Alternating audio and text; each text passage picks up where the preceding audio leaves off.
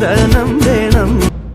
പൂവായാൽ മണം വേണം, പൂമാനായാൽ ഗുണം വേണം. പൂവായാൽ മണം വേണം, പൂമാനായാൽ ഗുണം വേണം. പൂമാനിനി മകളായാൽ അടക്കം വേണം. നാലായാൽ തറ വേണം, അടുത്തോരമ്പലം വേണം.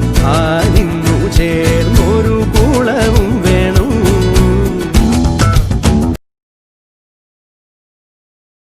നാലായാൽ തറ വേണം, അടുത്തോരമ്പലം വേണം.